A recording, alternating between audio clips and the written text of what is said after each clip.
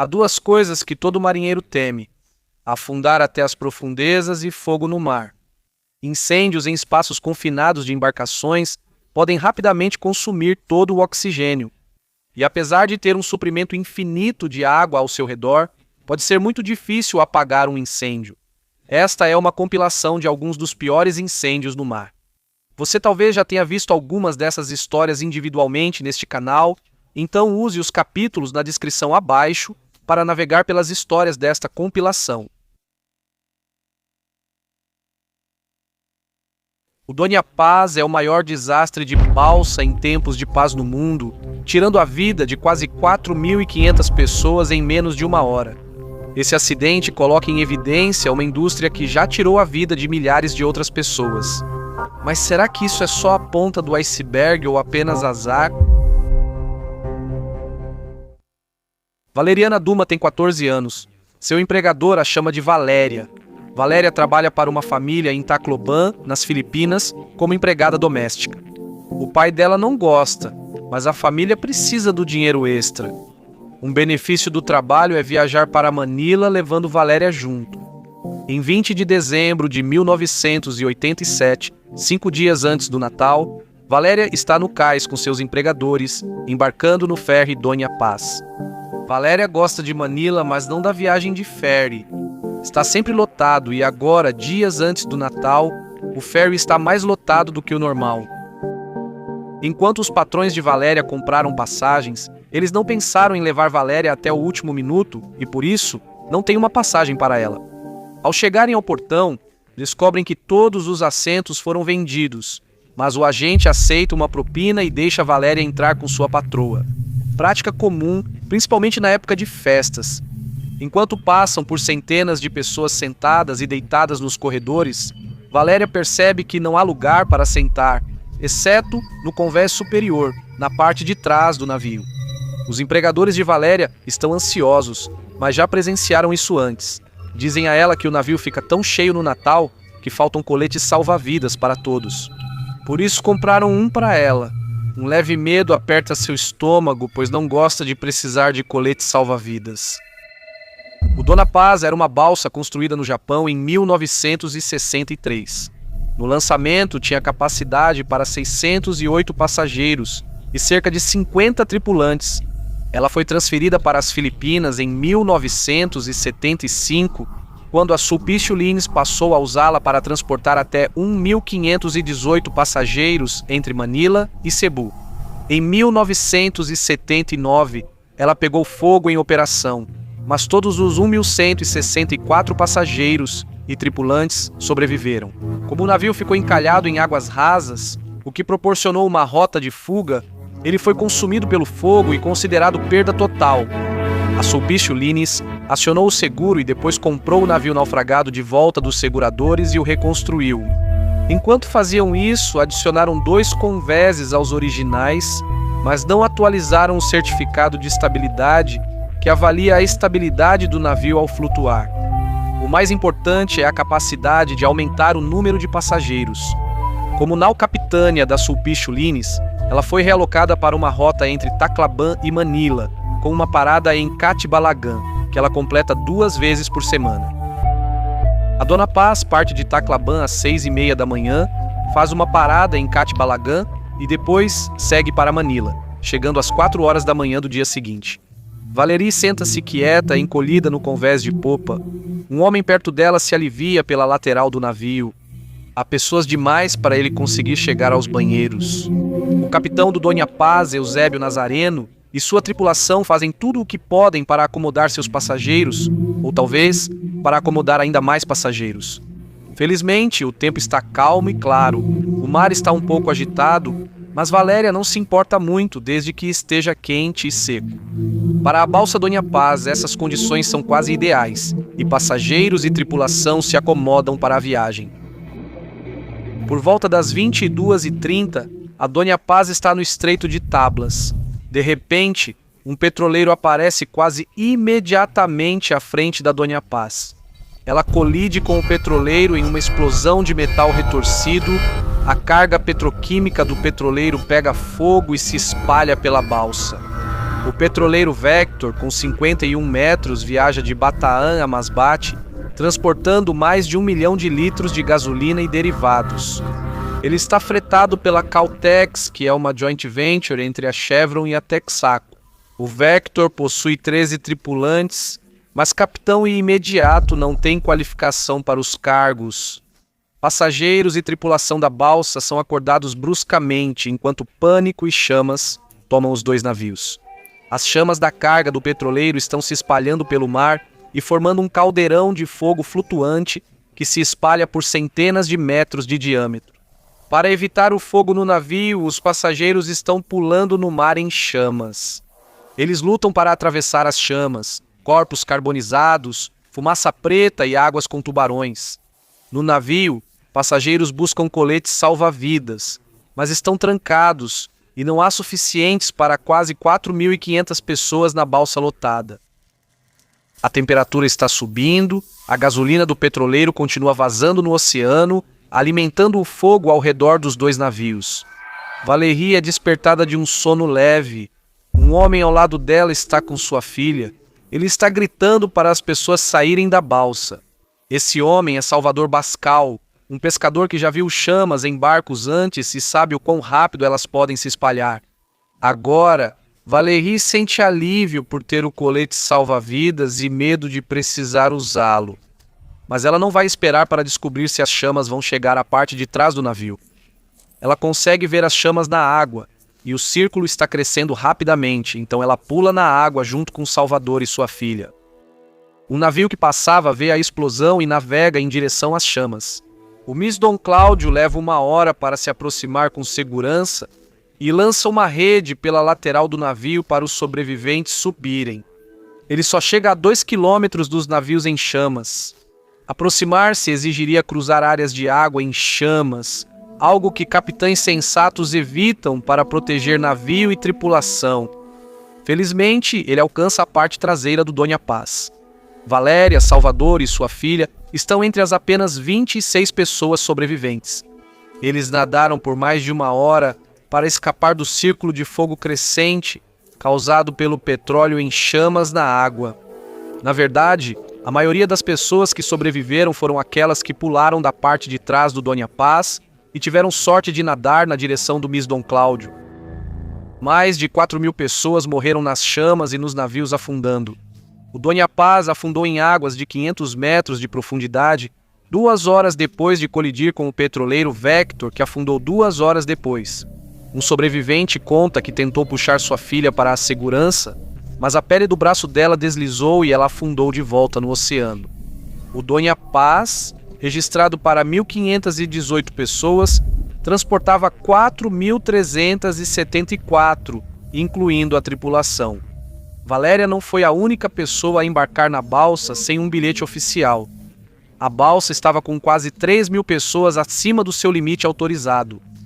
A guarda costeira das Filipinas é notificada após quase 8 horas e só consegue contato com a estação mais próxima 6 horas depois. O Dona Paz e o Vector afundaram há muito tempo. Nas semanas seguintes, todos se perguntam como isso aconteceu. 2 navios colidem no mar numa noite calma, causando quase 4.500 mortes. A investigação revela várias infrações. Dos 13 tripulantes do Vector e 56 do Dona Paz, só havia um vigia, um aprendiz sem qualificação. A tripulação do Dona Paz bebia e não estava em seus postos. O capitão estava assistindo a um filme. A lei marítima exige uma vigia o tempo todo. Se a tripulação estivesse em seus postos, teria visto o navio a tempo de mudar o curso. A culpa recai sobre o petroleiro, que estava sem pessoal suficiente, tripulação não qualificada e sem certificado de inspeção. Talvez a culpa tenha sido atribuída à companhia petrolífera mais rica, com mais recursos, mas a balsa também não estava isenta de culpa. Ela estava tão sobrecarregada que os passageiros dormiam no corredor e o navio estava adernando para um lado devido ao peso excessivo no topo. Embora a sobrecarga não tenha sido a causa do naufrágio, mais vidas foram perdidas devido a práticas corruptas em todos os níveis do processo de inspeção, que permitiram que ele navegasse com tantos passageiros. Os coletes salva-vidas estavam trancados e o navio não tinha rádio para comunicação com outras embarcações.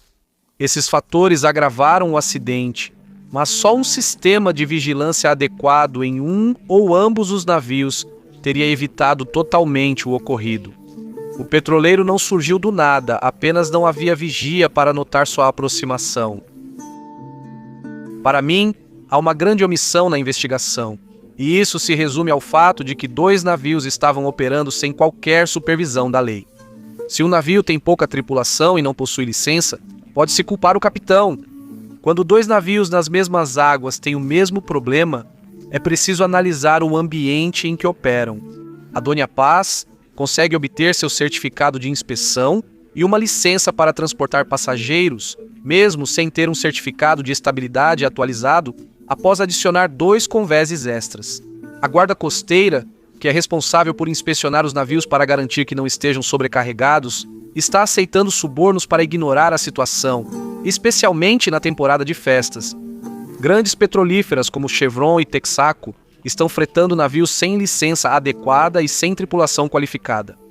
Durante todo o processo de inspeção, as autoridades não cumprem seu papel e ainda aceitam subornos para ignorar irregularidades, enquanto as empresas arriscam passageiros e cargas pelo lucro. Essa cultura criou um ambiente que permitiu que 2 navios operassem sem fiscalização. O que provavelmente começou como uma prática de overbooking com 1 ou 2 passageiros a mais, acabou se transformando em uma superlotação da Dona Paz, com quase 3 vezes a sua capacidade registrada. Essa cultura fez vista grossa para os tripulantes tomarem cerveja durante o serviço e não ficarem em seus postos. A mesma cultura de corrupção permitiu que o petroleiro Vector operasse com tripulação não qualificada e fora dos postos. Em 2015, a Sulpício Lines perdeu a licença para transportar passageiros.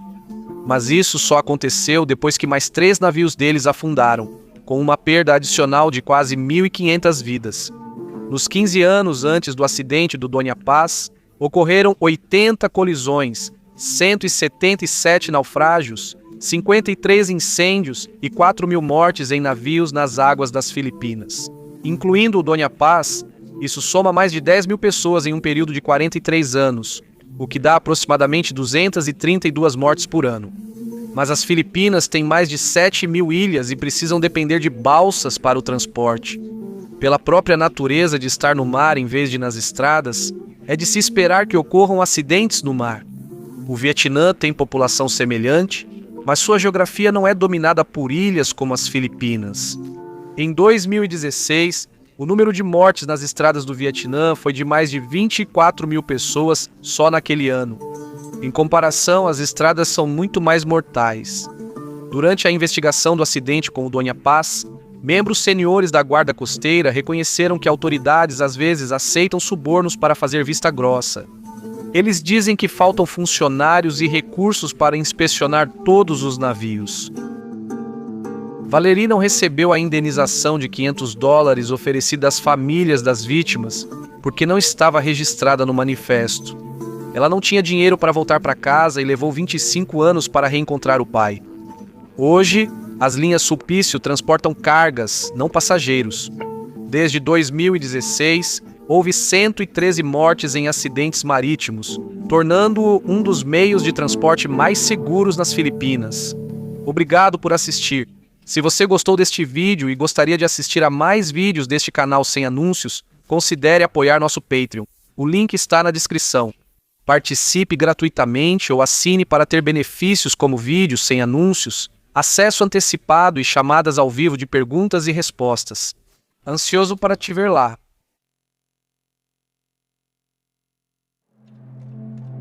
Na segunda-feira, 2 de setembro de 2019, o barco de mergulho Conception é tomado pelas chamas na costa da Califórnia, tirando a vida de 34 pessoas presas em seus beliches. A TRUTH Aquatics, fundada em 1974 por Glenn Fritzler, tem sede em Santa Bárbara, Califórnia. A empresa é uma operadora conhecida e respeitada no mundo do mergulho, oferecendo aventuras recreativas de mergulho e snorkeling ao redor das Ilhas do Canal, na costa da Califórnia. No Parque Nacional das Ilhas do Canal, os visitantes podem mergulhar, praticar caiaque, stand-up paddle, observar baleias, pescar e nadar. Em agosto de 2019, um grupo de 33 passageiros está programado para partir de Santa Bárbara no dia 31 de agosto às 4 da manhã, retornando no dia 2 de setembro. Como eles vão partir tão cedo pela manhã, os passageiros têm a opção de passar a noite do dia 31 de agosto a bordo da embarcação. Eles viajarão no navio motorizado Concepção. Concepção é uma embarcação de 23 metros construída em Long Beach, Califórnia, lançada em 1981, foi projetada para transportar passageiros em viagens noturnas pelas Ilhas do Canal. Regulamentos federais e internacionais exigem que embarcações acima de determinado tamanho sejam feitas de materiais resistentes ao fogo. Essas embarcações devem ter sprinklers e detectores de fumaça conectados à eletrônica do navio ou à ponte de comando. Dada a idade e o tamanho da embarcação, a Conception, com menos de 100 toneladas brutas e menos de 49 leitos, não está coberta por esses regulamentos. Ela é feita de madeira revestida de fibra de vidro, conforme regulamentos atualizados em 1978, as inspeções mais recentes da Guarda Costeira, em agosto de 2018 e fevereiro de 2019, não mostram nenhuma violação relevante. O certificado de inspeção da embarcação permite uma capacidade máxima de 103 pessoas, sendo 4 tripulantes e 99 passageiros. A embarcação tem 3 convéses. O superior abriga a casa do leme, alojamento da tripulação e lounge ao ar livre. O convés principal, sob o superior, possui uma grande cabine. Esta cabine tem uma cozinha na frente, onde a tripulação prepara as refeições, e um salão atrás com assentos para refeições. O salão é acessado pela popa através de um corredor ladeado por banheiros no convés inferior. Até 46 pessoas podem dormir em 13 beliches duplos e 20 beliches simples, com um beliche reservado para a tripulação. O convés inferior inclui áreas de chuveiros, âncora, armário, casa de máquinas e um porão de popa para armazenar equipamentos usados na casa de máquinas. Os demais alojamentos da tripulação ficam 2 convéses acima, na ré da casa do leme e no convés superior. Se estiver nos alojamentos, há 2 saídas: subir a escada em espiral ou atravessar o salão até as portas dos fundos. Você pode subir pela escada da escotilha de fuga de 22 polegadas até o salão e sair pelas mesmas portas atrás. Na noite de 30 de agosto de 2019, os passageiros embarcam no Conception para partir na manhã seguinte. Eles embarcam na embarcação pelo convés principal e seguem para os alojamentos, onde cada um recebe uma cama. Essa será a cama deles durante toda a viagem. Operando a embarcação e supervisionando a viagem estão 6 tripulantes: Capitão Jerry Boylan, primeiro imediato Cullen Molitor, marinheiros Milton French e Ali Kurtz, auxiliares de cozinha Ryan Sims e Mike Coles. O imediato Cullen Molitor foi o primeiro a chegar ao Conception às 10 da noite, seguido pelos auxiliares de cozinha Sims e Coles às 11. Os marinheiros French e Kurtz e o capitão Boylan chegam por volta das 3 da manhã, na manhã do dia 31 de agosto, para preparar tudo e partir 1 hora depois. Todos os membros da tripulação vão dormir nos alojamentos da tripulação no convés superior da Conception, exceto o marinheiro Kurtz, que vai dormir com os passageiros nos beliches. Após verificarem a embarcação e os equipamentos, eles partem do porto de Santa Bárbara às 4h04 da manhã. A Conception fará várias paradas ao redor da Ilha Santa Cruz, a maior das ilhas que compõem o Parque Nacional das Ilhas do Canal. Às 8h30, a Conception faz sua primeira parada, Albert's Anchorage, ponto de mergulho ao sul da Ilha Santa Cruz. O local fica bem próximo à ilha e oferece aos mergulhadores amadores proteção contra os ventos fortes da região. Após ancorar em Albert's Anchorage, os passageiros tomam café da manhã no salão e recebem orientação de segurança do marinheiro Milton French. A orientação de segurança informa onde estão os coletes salva-vidas, os pontos de encontro em emergências e as saídas do salão e alojamentos. Durante a orientação de segurança, um passageiro desmaia. Após ser reanimado, French retoma a orientação. Os próximos 2 dias são de navegação tranquila. Na noite do 1º de setembro, os passageiros fazem um mergulho noturno em Quail Rock, no lado noroeste da ilha de Santa Cruz. Enquanto os passageiros aproveitam o mergulho noturno, o ajudante de cozinha Mike Coles liga o ar-condicionado nos beliches para que o quarto esteja fresco quando os hóspedes forem dormir. Após o mergulho noturno, o Conception segue para Platts Harbor para ancorar à noite. Enquanto os hóspedes se preparam para dormir, muitos conectam celulares, câmeras, laptops e tablets. Com tantos aparelhos ligados, faltam tomadas para todos. O ajudante de cozinha Sims conecta seu celular para carregar e vê uma pequena faísca na tomada. À meia-noite, todos os tripulantes estão dormindo, mesmo que a lei exija que um membro da tripulação faça rondas durante toda a noite quando há passageiros a bordo. Mas a tripulação nunca faz isso de fato. Na manhã de 2 de setembro, a 1h30, o ajudante de cozinha Coles acorda no alojamento da tripulação no convés superior. Ao invés de voltar a dormir, Coles vai à cozinha lavar louças. Não há mais ninguém acordado nem nada estranho. 1 hora depois, às 2h30 da manhã, Coles volta para a cama. Logo após, acorda novamente, sentindo que algo está errado. Coles ouve um barulho que parece alguém caindo, seguido pelo som de pessoas gritando. Ele sai da cama para verificar a situação. Ao olhar para fora da porta para o convés principal, ele vê um brilho amarelo. Ele reconhece o que é e grita: "Fogo! Fogo!", para acordar os outros 4 membros da tripulação próximos que ouvem o fogo crepitando. Coles corre para a escada ao convés principal, mas o corredor já está bloqueado pelo fogo. Em vez disso, ele sobe pela grade de bombordo e pula para o convés principal abaixo. Ele corre até a porta dos fundos do salão, esperando alcançar os extintores de incêndio que ficam dentro do salão, mas todo o salão já está em chamas. Não há como entrar ou sair. Coles vê que a escotilha de escape para os beliches também está em chamas, e o teto de fibra de vidro do salão está derretendo e pingando no chão. 34 pessoas estão presas nos beliches.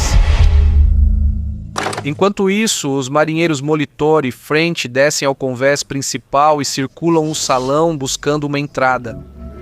O ajudante de cozinha Sims se junta a eles, pulando o corrimão para o convés, como os demais. Sims cai mal, quebrando a perna esquerda em 3 lugares e ferindo gravemente as costas e o pescoço. French tenta abrir a única janela do salão, mas ela abre por dentro e ele não consegue forçá-la do lado de fora. A janela está quente e o salão se enche de fumaça preta.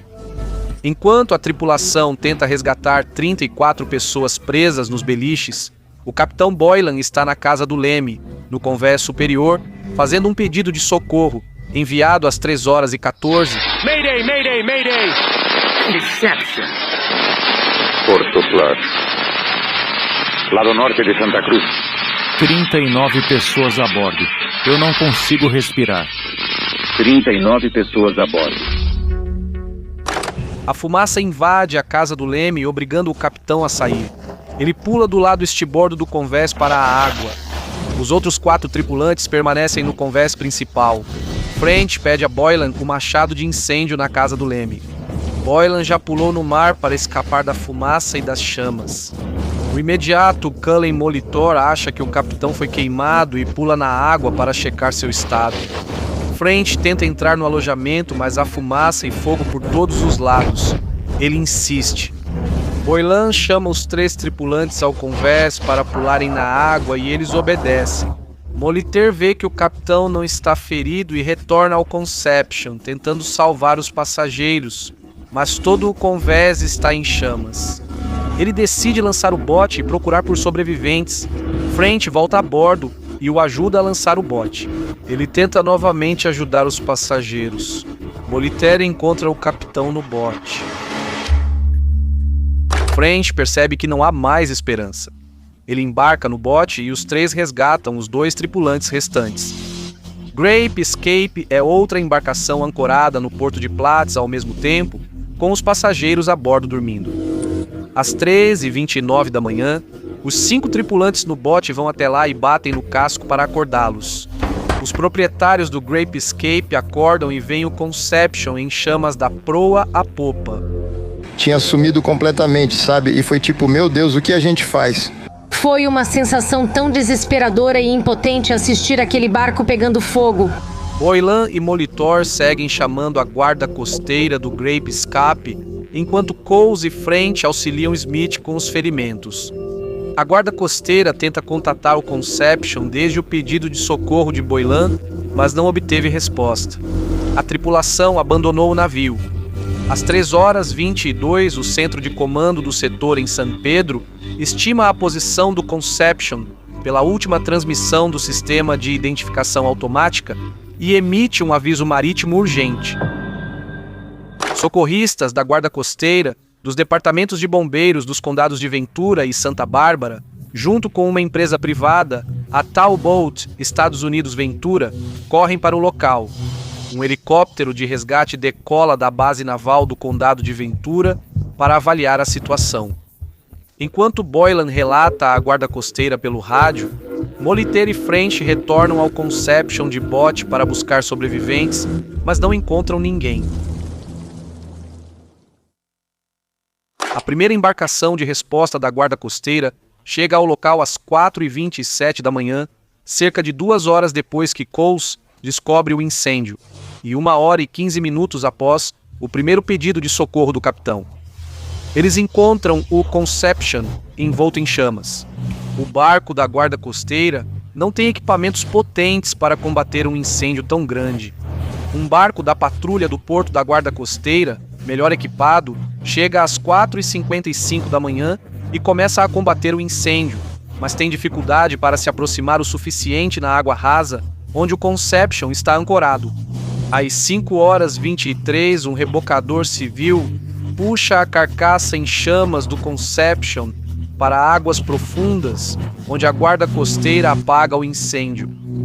Grandes buracos já foram queimados no casco. Antes que os socorristas entrem, a embarcação afunda de cabeça para baixo. Não há sobreviventes. Na segunda-feira, 2 de setembro, mergulhadores recuperam 25 corpos. 9 pessoas continuam desaparecidas. Na quarta-feira, 4 de setembro, todos os corpos dos desaparecidos, exceto um, foram recuperados, apesar dos esforços de cerca de 80 mergulhadores de 6 diferentes agências que procuram na área, incluindo membros do FBI. O último corpo é localizado e recuperado por mergulhadores do departamento do xerife do condado de Santa Bárbara na quarta-feira, 11 de setembro. O legista de Santa Bárbara realiza um exame em todas as 34 vítimas. Ele conclui que todos morreram por inalação de fumaça. As investigações sobre o incidente começam antes mesmo de todos os corpos serem retirados da água. Em 7 de setembro, o Departamento de Álcool, Tabaco, Armas de Fogo e Explosivos inicia a investigação da causa do incêndio. Eles preveem que o incêndio começou na parte traseira do salão, mas a embarcação está tão danificada que eles não conseguem determinar a causa exata com confiança. A causa mais provável é um incêndio elétrico. Os sistemas elétricos da embarcação são antigos e sobrecarregados pelo ar-condicionado e muitos dispositivos portáteis sendo carregados, quando há 1981 dispositivos eletrônicos portáteis não eram tão comuns como hoje. Na segunda-feira, 9 de setembro, inicia-se uma investigação federal sobre os registros da TRUTH Aquatics. O Conselho Nacional de Segurança no Transporte identifica falhas nesses registros e conclui que a tripulação da Conception contribuiu para o desastre. Eles acreditam que a causa provável do incidente é a falha da TRUTH Aquatics em fornecer supervisão eficaz da embarcação e das operações da tripulação. A TRUTH Aquatics não garantiu que houvesse um vigia patrulhando a embarcação durante a noite, mesmo sendo exigido por lei. Essa negligência permitiu que o incêndio crescesse sem ser detectado no salão. também a falta de detectores de fumaça. O Conception tinha alguns detectores de fumaça, mas não no salão. Contribuindo para o alto número de mortes está a inadequada disposição das rotas de fuga dos alojamentos. Ambas as rotas de fuga saem para o salão, onde o incêndio está intenso. Vários processos judiciais são abertos após o incidente e inicia-se uma investigação criminal. Mas não é um parente de uma das vítimas, nem mesmo um membro sobrevivente da tripulação que entra com o primeiro processo. É o proprietário da Truth Aquatics, Glenn Fritzler. Apenas 3 dias após o incidente, na sexta-feira, 5 de setembro, Fritzler entra com um processo visando limitar a responsabilidade da empresa ao valor do navio Conception após ele afundar. A Lei de Limitação de Responsabilidade de 1851 limita a responsabilidade do proprietário ao valor da embarcação. Na quinta-feira, 12 de setembro de 2019, o primeiro ajudante de cozinha, Ryan Sims, entra com um processo contra a Truth Aquatics. Ele afirma que a tripulação não foi devidamente treinada e que o Conception não tinha equipamentos de emergência suficientes. Em dezembro de 2020, 32 famílias das vítimas já haviam processado a Truth Aquatics. Os casos seguem em andamento. A Truth Aquatics não está mais em atividade. No verão de 2020, o capitão Jerry Boylan se torna o foco de uma investigação criminal federal. Em dezembro de 2020, ele é indiciado por um júri por 34 acusações de homicídio de marinheiros devido a má conduta ou negligência a bordo de uma embarcação. Jerry se declara inocente e aguarda julgamento. Em 2021, as famílias das vítimas também processam a guarda costeira por não fazer cumprir as regulamentações, o que resultou no incêndio e nas mortes a bordo do Conception. No dia 2 de setembro de 2019, 34 pessoas perderam a vida a bordo do Conception e suas famílias ainda estão lutando em processos por morte e por negligência.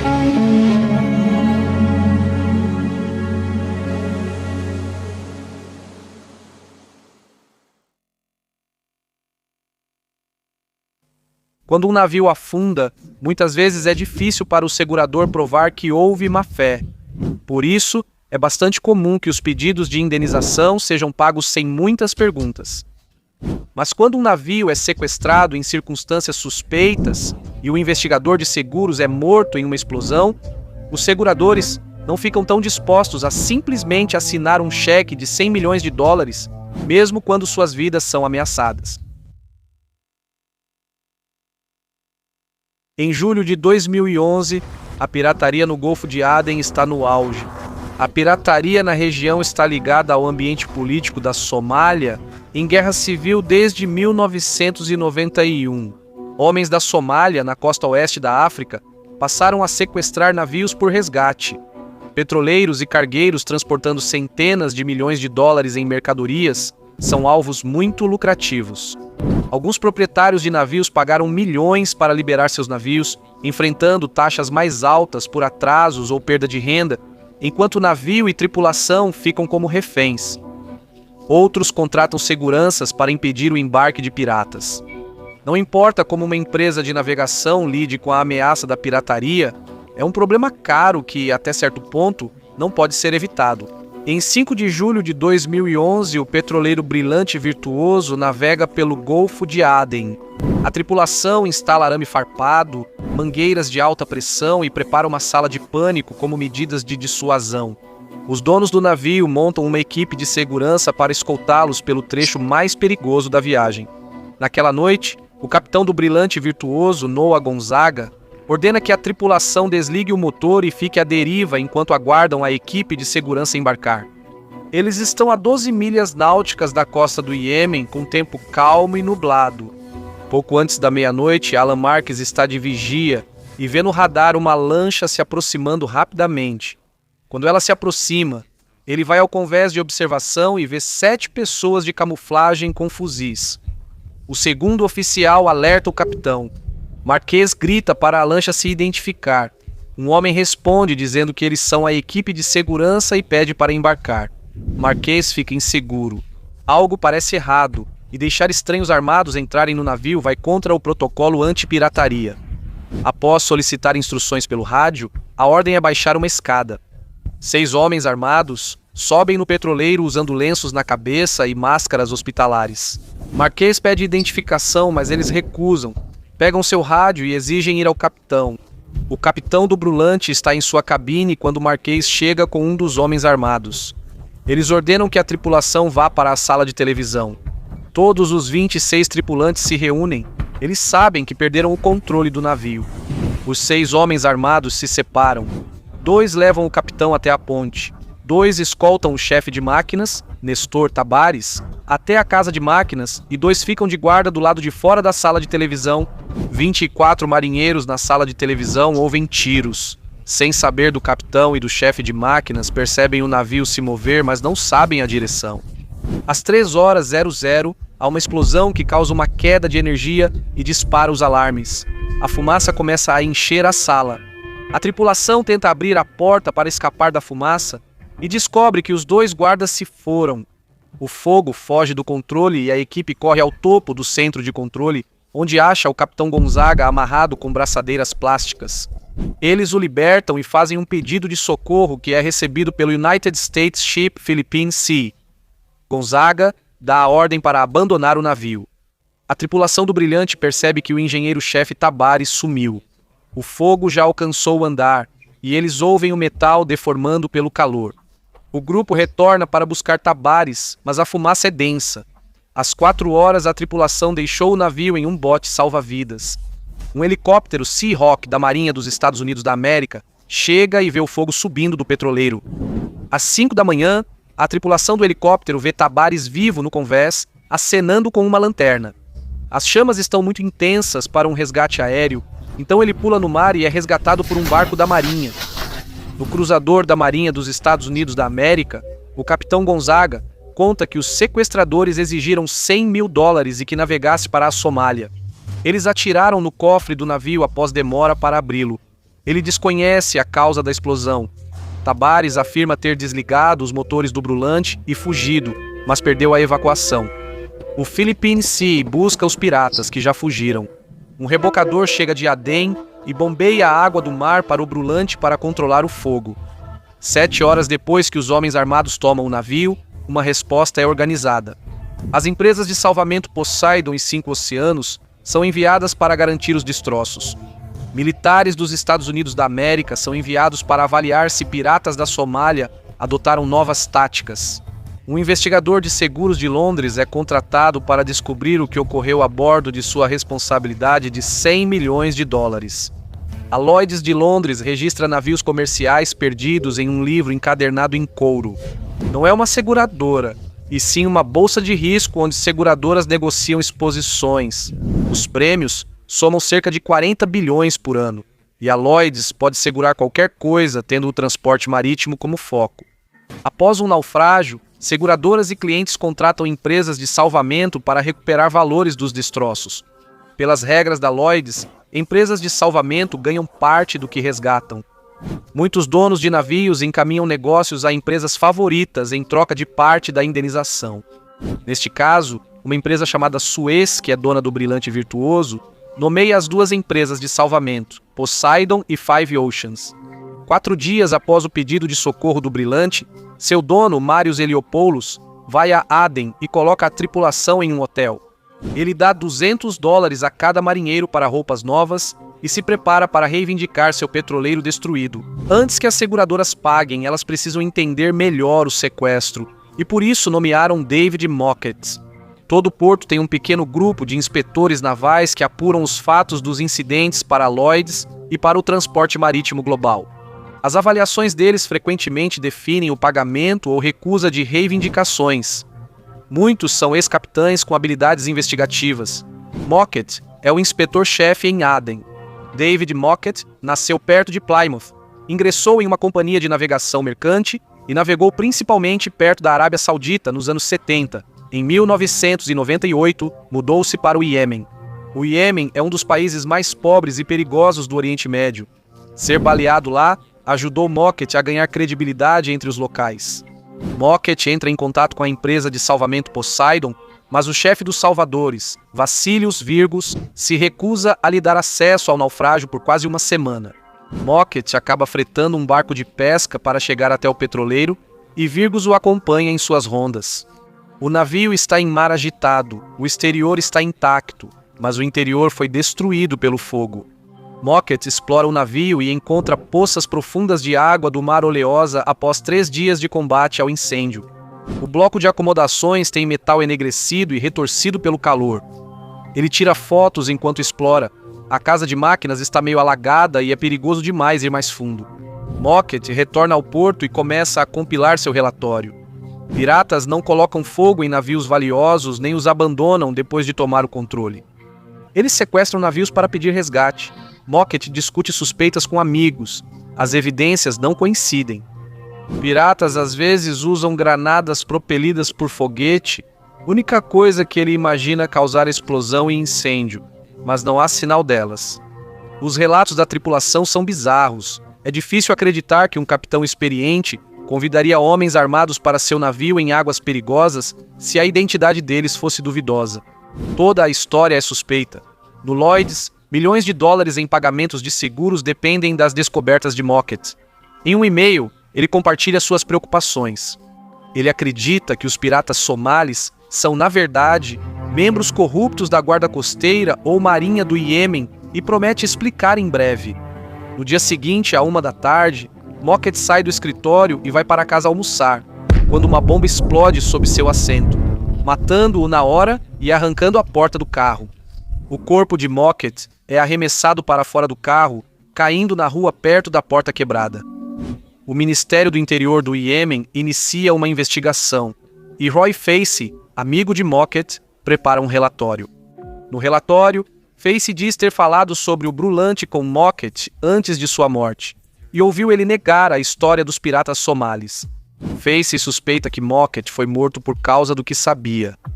No dia 25 de julho, ele recebe uma ligação da Embaixada Britânica avisando que sua vida está em perigo e que deve se esconder até ser retirado do país.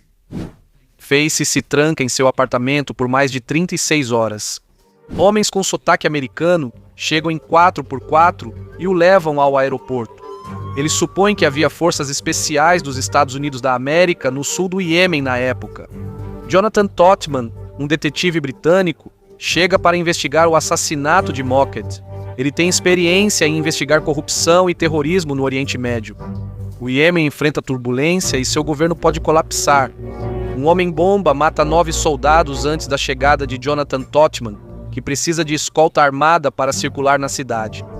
Poucas evidências restam para Jonathan investigar. O local da explosão do carro-bomba é rapidamente liberado e o laptop de Mockett desaparece sob custódia policial. A Al-Qaeda ameaçou ocidentais no Iêmen, mas Jonathan Totman acha improvável que seja terrorismo. Nenhum grupo reivindicou o ataque e a pequena explosão matou Mockett, sem ferir outros em uma rua movimentada. Após o atentado, um amigo de Mockett pede a um topógrafo paquistanês que investigue o Brulante. O paquistanês é preso e detido por 5 dias em um prédio próximo ao porto. Após ser libertado, ele foge do país e o amigo de Mockett entende como um aviso para parar de perguntar. A Marinha dos Estados Unidos da América investiga a ruína do Brulante. Há muito dinheiro envolvido para deixar perguntas sem resposta. A Marinha dos Estados Unidos da América faz um relatório cético sobre os esforços do Philippine Sea. Eles acham estranho piratas atacarem um navio tão tarde e com pouca luz, e notam que o capitão Gonzaga e o chefe de máquinas Tabares pediram para embarcar em um rebocador da Poseidon logo após o resgate, recusando mais entrevistas. Piratas no Golfo de Aden geralmente são somalis de pele escura que falam somali. A tripulação do Brulante relatou à Marinha que quase todos os homens armados tinham pele clara e falavam um árabe não identificado. O gravador de dados do petroleiro indicou que ele seguiu para o oeste com a Somália ao sul. No fim de agosto, o Brulante ancorou em águas seguras nos Emirados Árabes Unidos e foi investigado por inspetores. Participam agentes do Serviço de Investigação Criminal Naval dos Estados Unidos da América, peritos em incêndio e explosivos das seguradoras e investigadores das empresas proprietárias do navio e da carga. um especialista em explosivos, entra em um compartimento ao lado da casa de máquinas e nota uma saliência em uma placa de metal no chão, possivelmente causada por uma bomba. Afundar ou danificar um navio para receber o seguro é considerado um crime ideal, pois pode faltar testemunhas, evidências ou fiscalização. As chances de impunidade são altas, e os seguradores da Lloyd's geralmente pagam algo para evitar conflitos e manter os prêmios. Se o brilhante não foi realmente um sequestro, então foi um trabalho interno, com uma encoberta que chega até o assassinato. 15 meses após o ataque, o advogado e amigo de Mockett, Roger Stokes, morre misteriosamente ao tentar cobrar uma dívida de combustível do brilhante não paga. O perigo persegue quem se opõe ao brilhante. Em Londres, 4 meses após o ataque, 2 grupos de seguradoras lidam com grandes reivindicações. A primeira reivindicação refere-se à carga de petróleo. A principal empresa de salvamento, Five Oceans, pede cerca de 30 milhões a 3 seguradoras lideradas pela Royal and Sun Alliance como recompensa pelo resgate da carga. A segunda reivindicação envolve o navio brilhante. A Suez, de Marius Heliopoulos, busca recuperar cerca de 100 milhões de dólares de 10 empresas lideradas pela Talbot Underwriting Limited. Os seguradores do navio relutam em pagar e pedem mais tempo para que seus investigadores encontrem as testemunhas. Mas a Royal and Sun está preocupada que a empresa possa ganhar uma reputação de hostilidade em relação a um cliente. Os seguradores da carga não aguardam mais investigações e pagam 30 milhões de dólares aos salvadores. O sindicato Talbot adota uma abordagem mais agressiva e nega a reivindicação da Suez pelo navio. A Suez processa os seguradores e se prepara para o julgamento. O sindicato Talbot envia investigadores para o Oriente Médio e para a Grécia para saber mais sobre o ataque e o resgate e para descobrir mais sobre o dono da Suez, Marius Heliopoulos. Eles descobrem que um dos navios de Heliopoulos já teve problemas na costa de Aden antes. Em 2009, um incêndio atingiu o petroleiro Eli e, enquanto a tripulação combatia as chamas, o navio encalhou. 3 meses depois, ele sofre um acidente inexplicável em águas calmas perto do canal de Suez e parte-se ao meio. A reivindicação resultante de cerca de 35 milhões de dólares é contestada pelos seguradores do navio e acaba em litígio, mas é resolvida antes do julgamento. O engenheiro-chefe de Eli é Nestor Tabares. Quando o navio encalhou e depois se partiu, 2 empresas de salvamento responderam a ambos os acidentes, Poseidon e 5 Oceanos. Marius Heliopoulos, dono do petroleiro Eli e do Berlante, via empresas offshore anônimas, mora perto de Atenas e controla uma balsa rápida para Mykonos. Heliopoulos já teve até 8 grandes navios simultaneamente. Em 1994, um cargueiro antigo dele e dos irmãos afundou numa tempestade, matando 24 marinheiros. As autoridades gregas acusaram os Heliopoulos de causar as mortes por negligência. Marius e Ioannis foram absolvidos, mas o irmão Antonis foi condenado em 2001. Após recurso, o caso foi arquivado. Em 2015, o sindicato de seguros Talbot acusa Heliopoulos de orquestrar um ataque ao brilhante virtuoso. Afirmam que o ataque foi encenado com participação do proprietário e da tripulação. As seguradoras dizem que o incêndio foi causado por uma bomba para incapacitar o navio. Talbot aponta inconsistências nos depoimentos dos marinheiros. A tripulação primeiro disse que os atacantes se passaram por sua equipe de segurança, mas depois alegou que o homem armado disse ser das autoridades. O que resolveu a questão de como os piratas somalis poderiam saber que o petroleiro estava esperando uma escolta. Os seguradores afirmaram que Heliopoulos tinha muitas dívidas e que o brilhante dava prejuízo. Talbot disse que Heliopoulos planejou destruir o brilhante. Heliopoulos negou as acusações e acusou os seguradores de arriscar sua reputação. Em abril de 2016, Heliopoulos é chamado a um tribunal de Londres para audiência preliminar. Advogados acusam Heliopoulos de ocultar provas e invadir e-mails de agentes na Grécia. No tribunal, ele ameaça consequências pelas acusações. O juiz o adverte para se comportar. Após a audiência, Heliopoulos é preso por conspiração para cometer fraude. Ele é levado à delegacia, interrogado e liberado sem acusação. Heliopoulos nunca obteve os 100 milhões de dólares. O juiz rejeitou sua reivindicação após a confrontação no tribunal e registrou em sua sentença. Quando Heliópolis perdeu a calma e ameaçou os seguradores e seus representantes legais, ele perdeu qualquer resquício de credibilidade que ainda tinha. A morte de David Mockett segue sem solução. Totten, enviado para investigar, afirmou que poderia ter sido desde criminosos até terroristas ou o governo. O destino final do brilhante virtuoso foi a praia de Gadani, no Paquistão, onde foi desmontado e destruído por trabalhadores que ganhavam apenas alguns dólares por dia. Heliópolis segue atuando na navegação grega, com participação em balsas e petroleiros via empresas obscuras.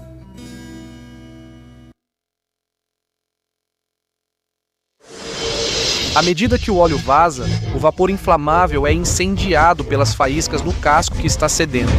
O fogo irrompe e começa a se espalhar. Na década de 1960, com o aumento da demanda por petróleo na Europa, a indústria percebeu que seria mais econômico transportar petróleo do Oriente Médio em superpetroleiros. Esses novos superpetroleiros eram tão grandes que a maioria dos portos antigos no Oceano Atlântico, no Mar do Norte e no Canal da Mancha não conseguiria acomodá-los. Então, as companhias petrolíferas propuseram um novo terminal de petróleo capaz de receber esses novos superpetroleiros. Esse novo terminal funcionaria como depósito para o petróleo do Oriente Médio, que depois seguiria para refinarias europeias em navios menores. Os embarques de petróleo usavam o Canal de Suez pela rota mais curta entre Oriente Médio e Europa. Porém, restrições de tamanho obrigavam superpetroleiros a seguir rotas mais longas e caras pelo Cabo da Boa Esperança. A viagem ao redor do extremo sul da África levava 16 dias a mais, acrescentando 4.800 milhas de percurso e aumentando o custo total da viagem em até $20.000, o equivalente a $155.000 em 2020. Com o fechamento do Canal de Suez em 1969 devido à Guerra dos 6 Dias entre Israel e os Estados Árabes, todos os navios precisaram usar a rota mais longa.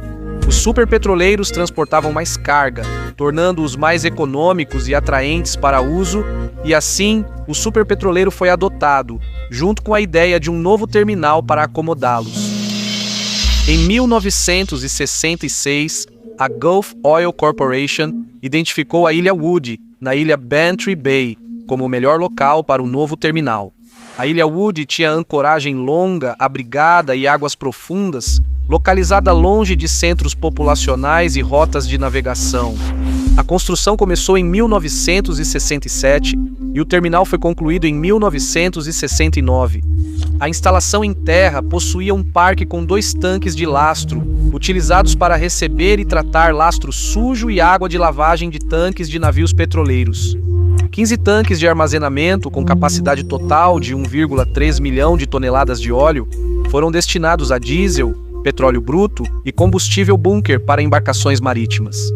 A 396 metros da instalação em terra ficava o pier offshore, com 488 metros de comprimento. O pier foi construído sobre 22 pilares chamados golfinhos, permitindo que superpetroleiros atracassem para carregar ou descarregar. A ponta oeste do pier, chamada Golfinho 1, estava fechada. A leste era o Golfinho 22. O Golfinho 22 abrigava uma guarita de segurança, uma cabine telefônica pública e era usado como área de entrada e saída para pessoas e tripulantes entre o continente e a instalação em terra ou terminal na ilha. Quando inaugurado, o pier era acessível por uma ponte da ilha. Depois, ela foi retirada e os trabalhadores precisaram pegar barco para ir e voltar do pier. Em 1968, o navio petroleiro University Islands entrou em serviço para a Gulf Oil Corporation. Com capacidade para 312 mil toneladas, era o maior navio do mundo na época, transportando petróleo do Kuwait para a Ilha Woody. Foi o primeiro de 6 superpetroleiros encomendados pela empresa. Um superpetroleiro chegava à Baía de Bantry a cada 10 dias. 3 petroleiros menores distribuíam petróleo bruto para refinarias no país de Gales, Dinamarca, Holanda e Espanha. O terminal foi muito bem sucedido nos primeiros 5 anos de operação. No dia 10 de junho de 1975, o Canal de Suez foi reaberto e a rota ao redor da África voltou a ser a opção mais cara. Com o atraso e o custo de transferir o petróleo para navios menores, os superpetroleiros se tornaram menos atraentes economicamente. A recessão e a alta do petróleo fizeram as indústrias adotar o sistema just-in-time, reduzindo o tempo de armazenamento e melhorando o fluxo de caixa. Isso fez com que a demanda no terminal da Ilha Wood diminuísse. No fim dos anos 1970, a terminais de petróleo Gulf Oil Ilha enfrentava dificuldades para manter o terminal viável. A empresa foi forçada a adotar várias medidas de redução de custos para consolidar a operação e eliminar os gastos desnecessários. O sistema de combate a incêndio no terminal e no pier offshore passou por 3 modificações para rebaixar o sistema. O primeiro rebaixamento, em 1970, foi a decisão de não manter as tubulações principais de incêndio pressurizadas o tempo todo. O despachante na sala de controle localizada no terminal ativaria o sistema em caso de emergência. Depois, retiraram o acionamento automático do sistema de espuma pré-misturada no cais, que passaria a ser operado remotamente. Depois, em 1971, eles removeram o botão de controle remoto na sala de controle que acionava a espuma na plataforma central. O petroleiro Motor Vessel Betelgeuse tinha capacidade para 121.400 toneladas de óleo. Ele foi construído em 1968 em Saint-Nazaire, França, e pertencia à Total Oil Sociedade Anônima, uma empresa francesa de energia e petróleo. Diferente de outros grandes petroleiros, o Betelgeuse não tinha loadicator ou calculadora de tensões, usados para calcular tensões e forças de flexão na estrutura do navio durante carregamento ou lastreamento. O lastreamento é parecido com o carregamento, mas envolve carregar ou descarregar água para estabilizar o navio. O loadicator permitiria ao comandante imediato planejar rapidamente operações de carga e lastreamento, garantindo que a estabilidade do navio ficasse dentro dos limites de segurança. Navios que transportam óleo geralmente instalam um sistema de gás inerte, pois a maioria dos gases do óleo ou combustíveis é inflamável. O sistema de gás inerte injeta gás não reativo, como nitrogênio ou dióxido de carbono, em tanques vazios ou espaços confinados. Isso expulsa qualquer gás inflamável que possa pegar fogo ou causar uma explosão, mas o Betelgeuse não tinha um sistema de gás inerte.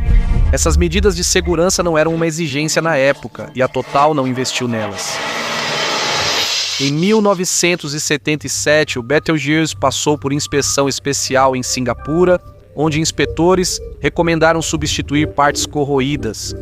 Chapas metálicas reforçam áreas do convés, sujeitas a dobras e empenos sob carga, partes dos tanques de lastro permanente e ânodos de sacrifício. Estes protegem estruturas metálicas ao atrair corrosão para si, aumentando a vida útil do metal protegido. Todos os navios possuem ânodos de sacrifício e eles precisam ser substituídos com frequência. A última sugestão foi revestir os tanques de lastro permanente com uma camada protetora. A Total rejeitou todas as recomendações porque estava considerando vender e não queria assumir o custo. Em 24 de novembro de 1978, o Betelgeuse sai do porto saudita de Ras Tanura rumo a Lexus, Portugal, levando 74.000 toneladas de petróleo bruto pesado árabe e 40.000 toneladas de petróleo bruto leve árabe. O Betelgeuse fará sua primeira parada em Sinasa, ao sul de Lisboa, para aliviar o navio. Mas o tempo está tão ruim que ele não consegue entrar no porto, então segue para Lexus, mas um navio afundou na entrada do porto e, por isso, é orientado a seguir para a Ilha Wood. O Betelgeuse parte para a Baía de Bantry no dia 30 de dezembro e enfrenta mau tempo no Golfo da Biscaia. No caminho, ele relata um vazamento de óleo e recebe instruções para seguir para Brest, na França, em velocidade reduzida. A tripulação encontra e repara o vazamento, permitindo que o Betelgeuse siga para a Ilha Wood. Em 4 de janeiro de 1979, o Betelgeuse chega à Baía de Bantry. Ela precisa esperar para atracar porque sua embarcação irmã, o navio motorizado Cachape, chegou alguns dias antes. É a última viagem do Cachape. Ela foi vendida como sucata e enviada a Taiwan para desmontagem. No sábado, 6 de janeiro às 8h, o Betelgeuse atraca no cais offshore em cerca de 30 metros de profundidade. O oficial de controle de poluição preenche a lista de verificação de segurança de óleo do Golfo na embarcação, exigida antes do descarregamento. Às 23h15, o Betelgeuse inicia a descarga de suas 114 mil toneladas de petróleo bruto, prevista para durar 36 horas. No domingo, 7 de janeiro, parte da tripulação vai para a terra em Bantry Town e espera voltar antes da meia-noite. 2 inspetores, representando possíveis compradores do Betelgeuse, visitam o navio durante o dia para avaliar suas condições. Às 6 da tarde, o Betelgeuse conclui a descarga do petróleo bruto pesado árabe e prepara as 40 mil toneladas métricas restantes de petróleo bruto leve árabe.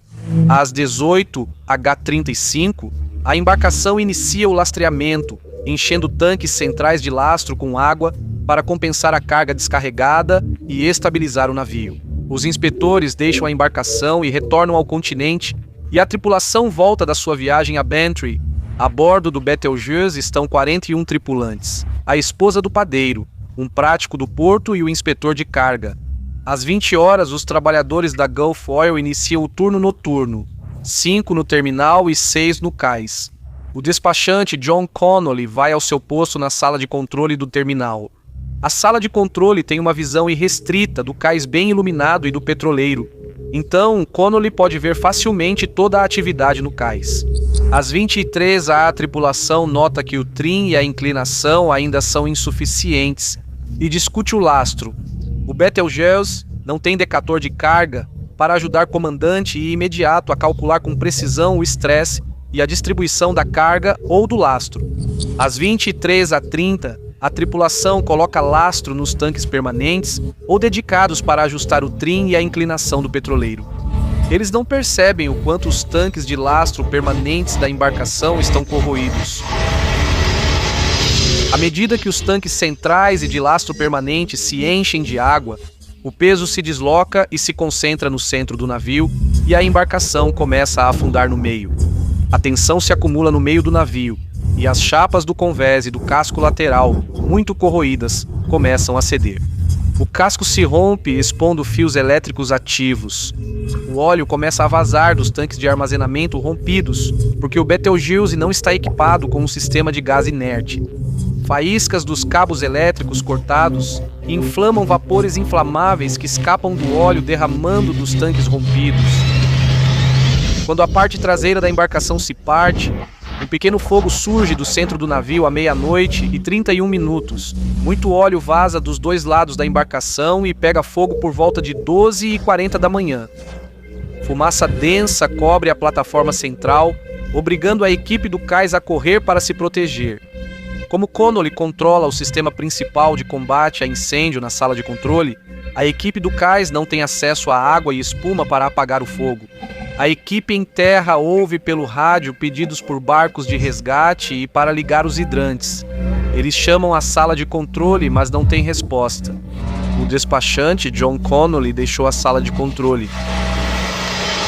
Pouco antes das 12h45, 15 minutos após as primeiras faíscas, Connolly vê as chamas ao voltar à sala de controle e aciona as bombas de incêndio para operar o equipamento no cais.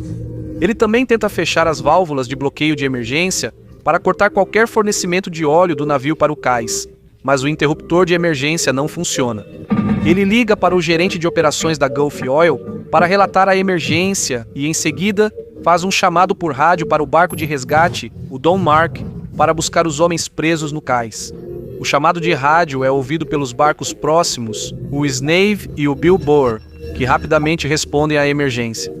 Connolly também chama os operadores da casa de força para irem ao cais e ajudarem como puderem. Na empolgação, ele esquece de tocar a sirene tanto no prédio da Gulf Oil quanto no cais. Na delegacia de Bantry, a guarda é alertada sobre a emergência e presencia o incêndio no próprio local.